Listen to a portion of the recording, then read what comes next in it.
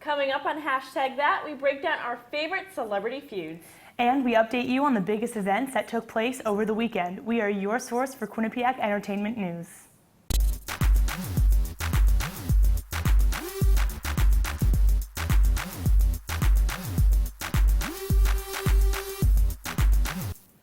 Welcome to Hashtag That. I'm Rachel Wilson. And I'm Kelly Ledwith. Let's get started.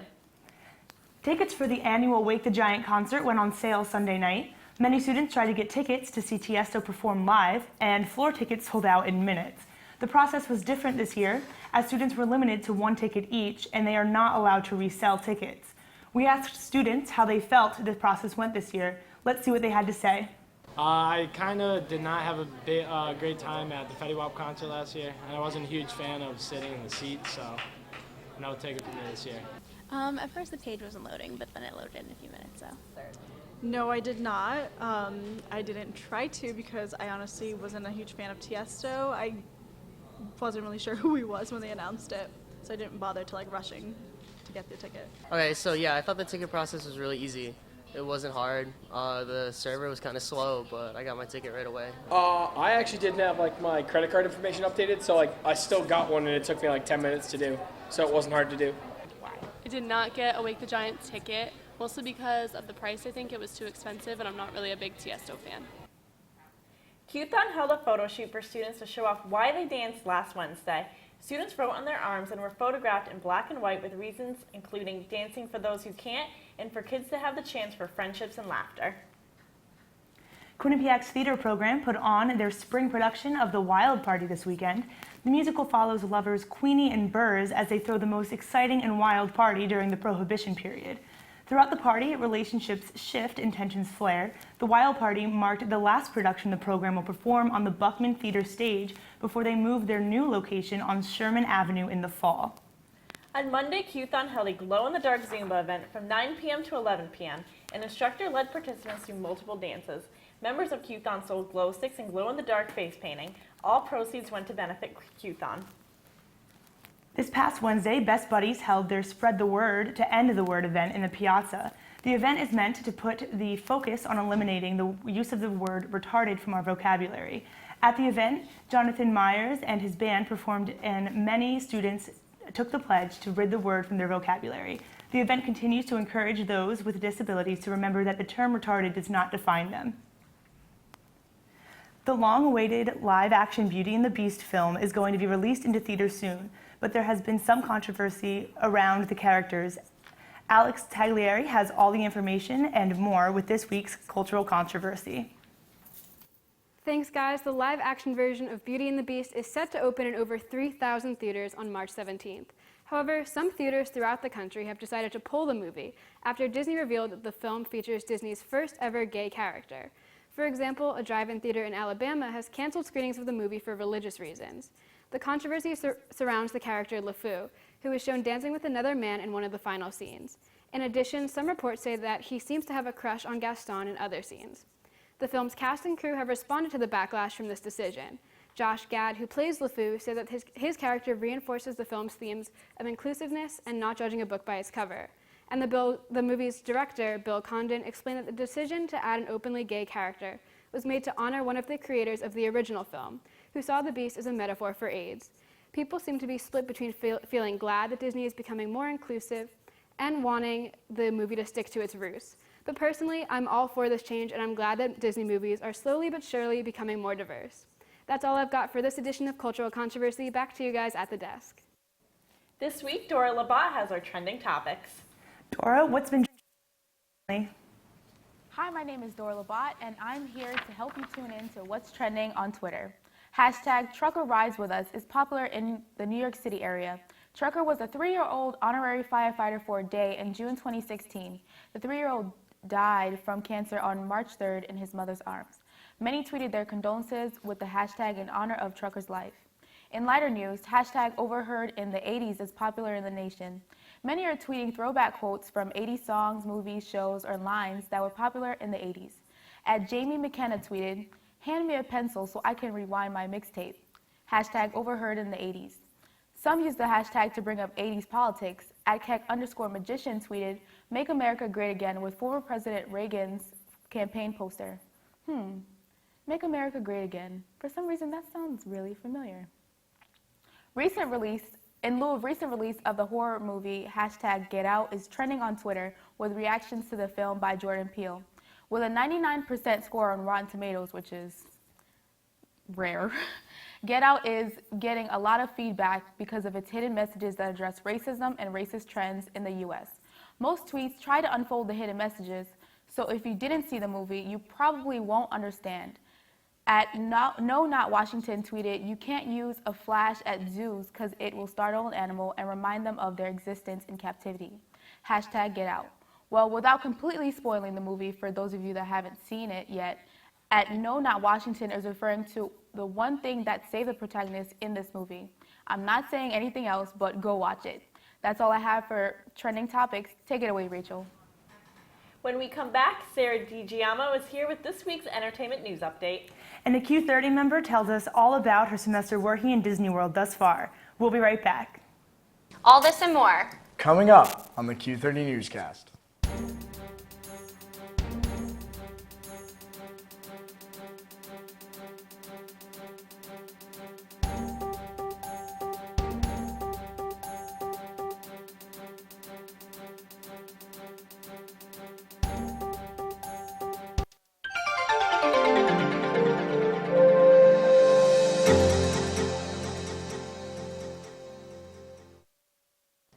coming up on Bobcat Breakdown. Coming up on Bobcat Breakdown. And welcome into Studio 125. So what? So what? If you score 40 points in a basketball game, we all know you play Quinnipiac Intramurals. We all know you love to shoot the rock. Well, if you think that's the most ridiculous thing you've ever heard, what I'm about to say, I guess, is going to be pretty ridiculous in your book. But I'm going to say yes, there is a controversy. I'm line, getting ready to punch the ball as it lands right in front of another Monument player.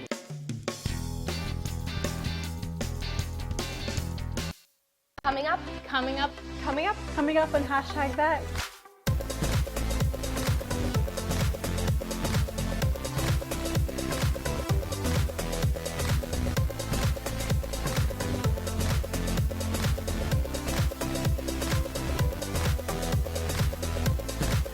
We are your source for Quinnipiac's entertainment news.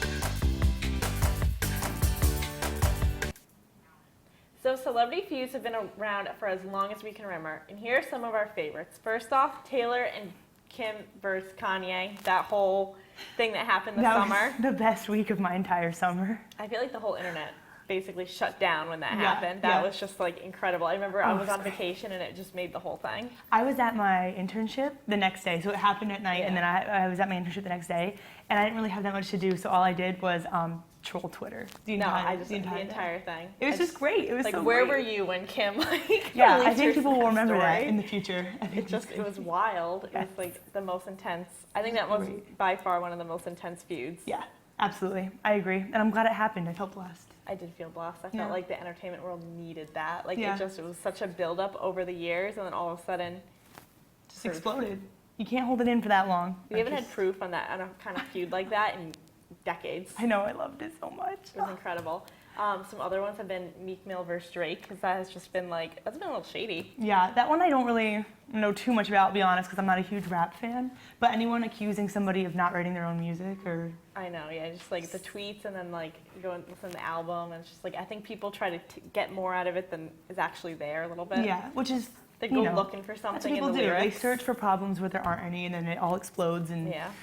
I feel like that's something that's been happening a lot recently. I know. I feel like that happens a lot with celebrity feuds. Like, you go in looking for something more than there is. Like, we don't really know. Yeah, and people already have their preconceived opinions on each of the celebrities, so it doesn't really matter who's right or wrong. Just matters which one you want to support. Exactly. And speaking of Taylor Swift versus Katy Perry is another big one. 'Cause Yes. you know what, Taylor Swift seems to have a lot of feuds. I love it because I'm not a huge Taylor Swift fan. Nothing personal. I don't know her personally.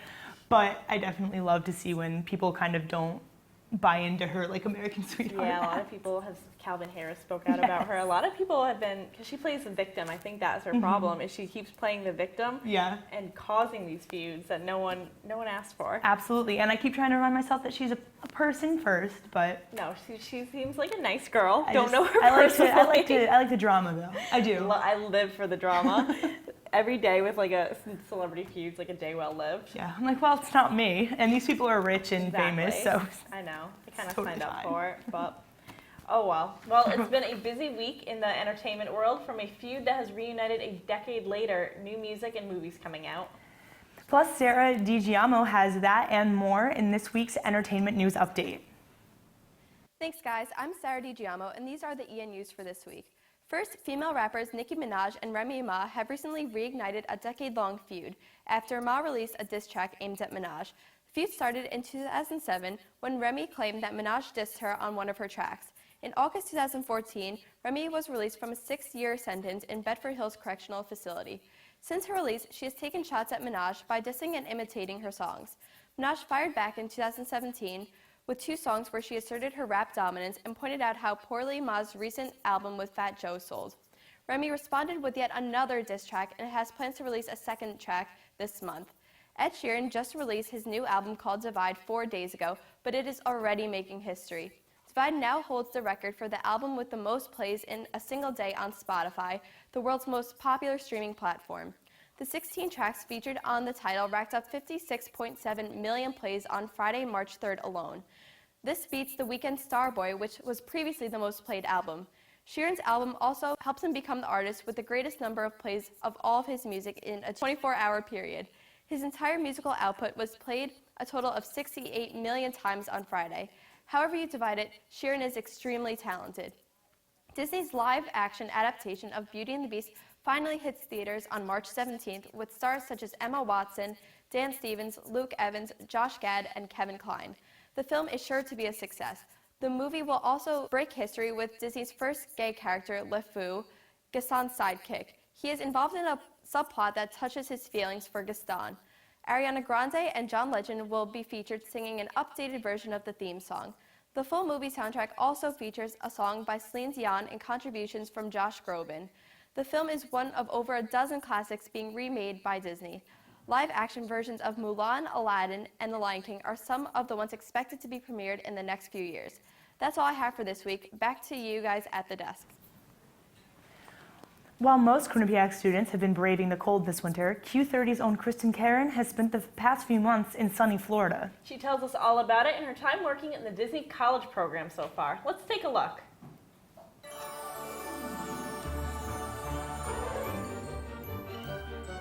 Hey guys, so I first heard about the Disney College program a couple years ago because a family friend of mine did it, and it's really fun. It's a program that is open to all college students up until the semester after they graduate, and it's an opportunity. You get to work in Disney World and you live at one of the 4 housing complexes that Disney provides, and you work, you get paid hourly, and then they take money out of your paycheck every week for your housing. It's only about $100 depending on your housing, so it's a really good deal. I applied for the program in August and I got in end of September, and then I started in January and I'm here until May. And my job is PhotoPass, so I work in Hollywood Studios and I take pictures of guests in front of icons or with characters, and characters are really fun. They're my favorite. And it's really fun. I work about 5 days a week and I get 2 days off. So it's really nice because all program participants get complimentary admission to parks. So I get to go to the parks for free, which is really fun. I do that on my days off a lot. You also get free parking at the parks and a lot of different discounts, which is really nice. If you don't want to go to the park one day, that's fine because they still have a pool at every complex, and there's a beach not too far away and outlets right down the street, so it's really fun. You get to do a lot of different things. Typically I work about like 37 to 40 hours a week, so it's a lot of working, but it's definitely doable. And I'm taking one class online, and that's definitely doable to do as well. You can take classes down here. They have, they're like free, and you could take them in corporate, like marketing, different classes like that, which is really cool to learn more about the Disney company and get college credit while you're doing it. So it's a really fun program. I highly recommend it to anyone who's interested in doing it. Back to you guys at the desk. Everyone loves a good movie night, and our favorite kind of movie night is one that includes comedies. Here are some of our top 5 favorite movies: 21 Jump Street, Pink Panther, Easy A, Bridesmaids, and Get Smart. So what are your thoughts on those 5 movies? I think 21 Jump Street is the funniest movie to ever be made. Ever exist ever? Ever in the entire Of all world. movies. Ever. I picked Pink Panther, like the old and the original, like the original and the Steve Martin ones. I don't know how I feel about that, but it's okay. I love Because you let me the pick Pink 21 Panthers, Jump because Street. they're so like ridiculous and just so like. I do. He He is funny. He just doesn't know. Yeah, you're right. He is great. Easy A, we both agreed on Easy A. I love Easy A.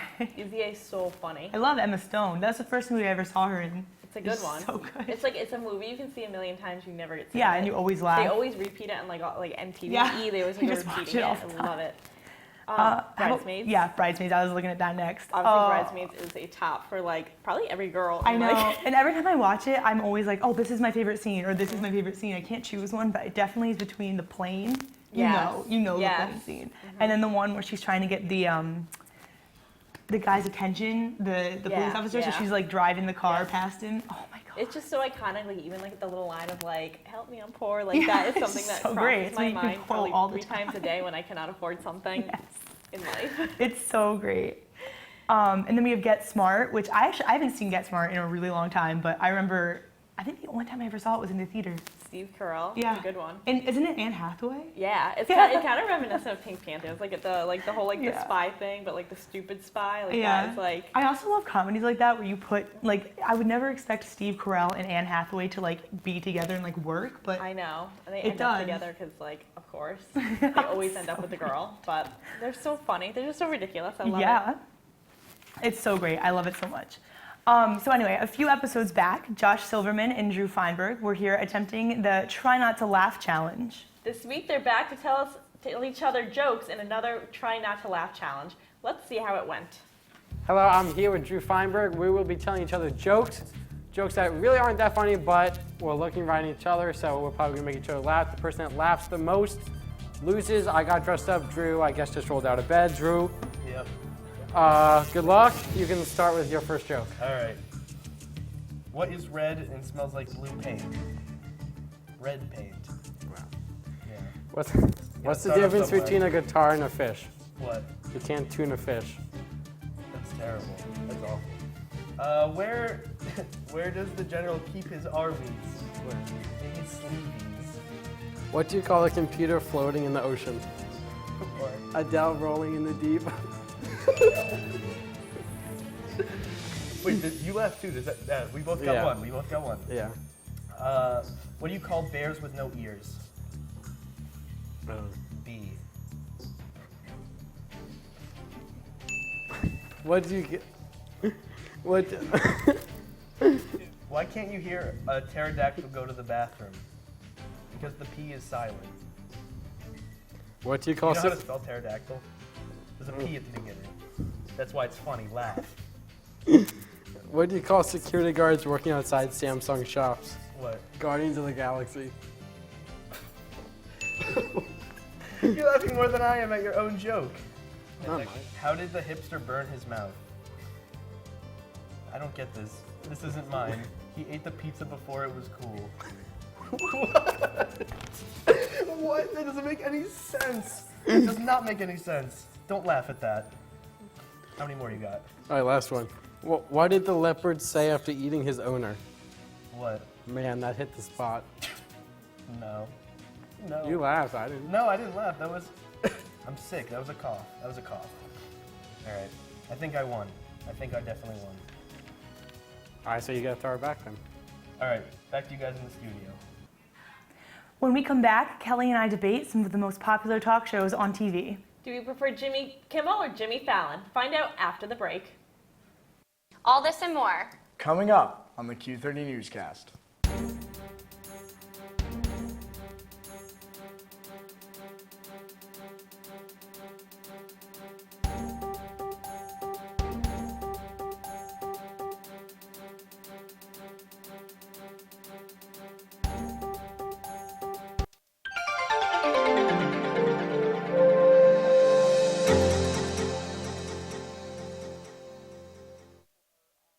Coming up on Bobcat Breakdown. Coming up on Bobcat Breakdown. And welcome into Studio 125. Score 40 points. If you score 40 points in a basketball game, we all know you play Quinnipiac Intramurals. We all know you love to shoot the rock. Well, if you think that's the most ridiculous thing you've ever heard, what I'm about to say, I guess, is going to be pretty ridiculous in your book. But I'm going to say yes, there is a controversy. I'm line, getting ready to punch the ball as it lands right in front of another Monument player.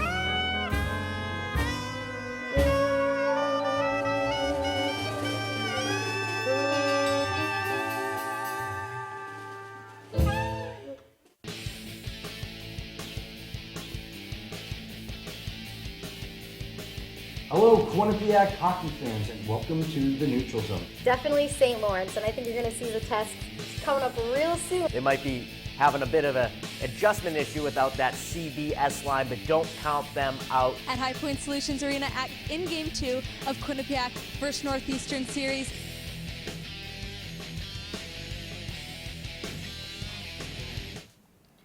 Welcome back. We're going to debate some of the most popular TV talk shows.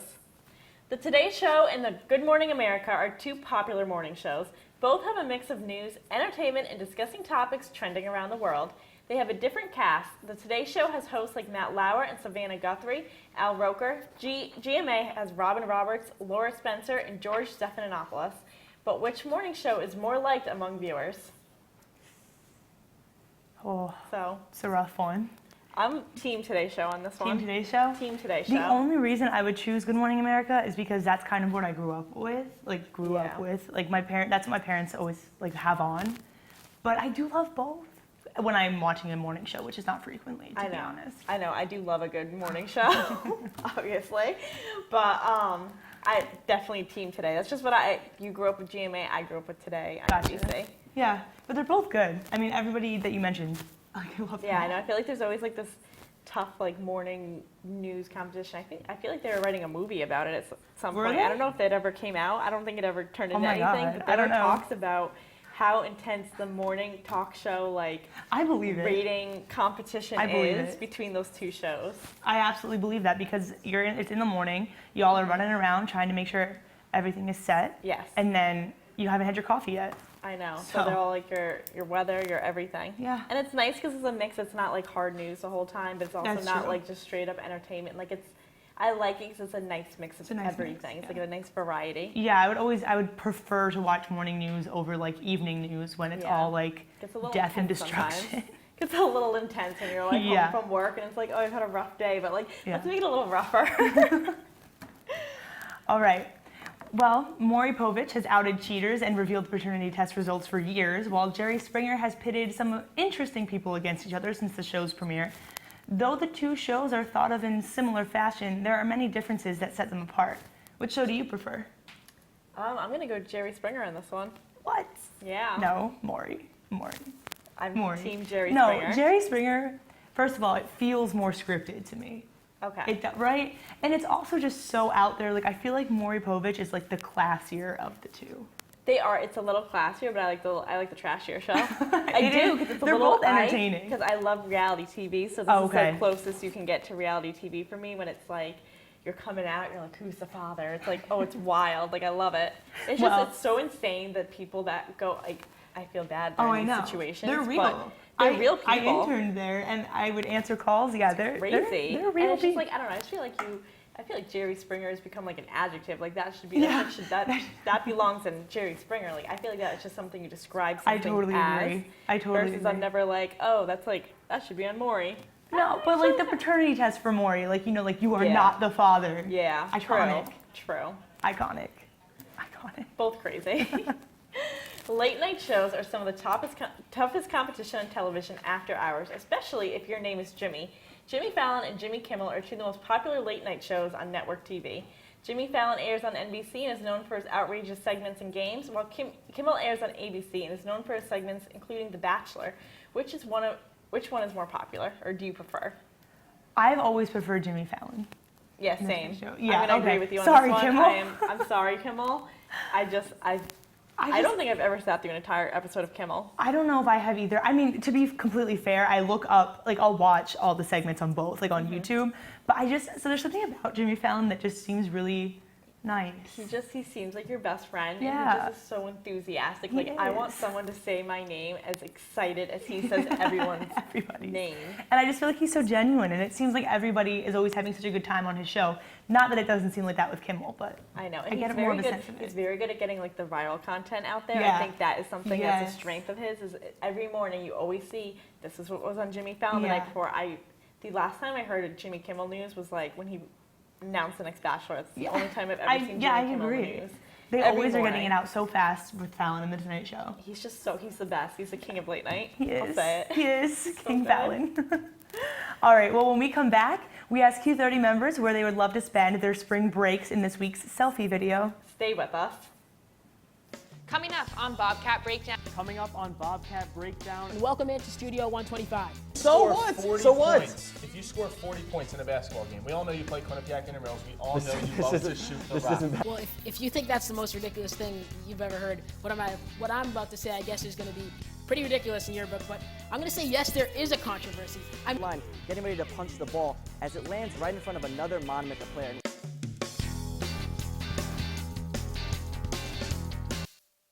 All this and more. Coming up on the Q30 Newscast.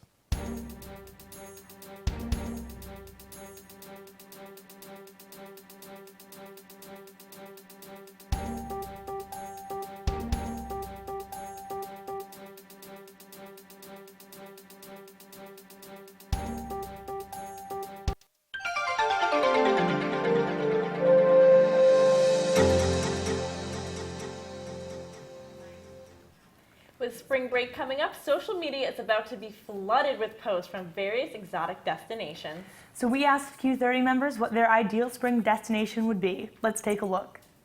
Hey, hashtag Paul here. My ideal spring break destination? That's tough, but I always like to go home because, I don't go home during the semester, so Philadelphia, Pennsylvania, that's where I like to go. Hey, hashtag.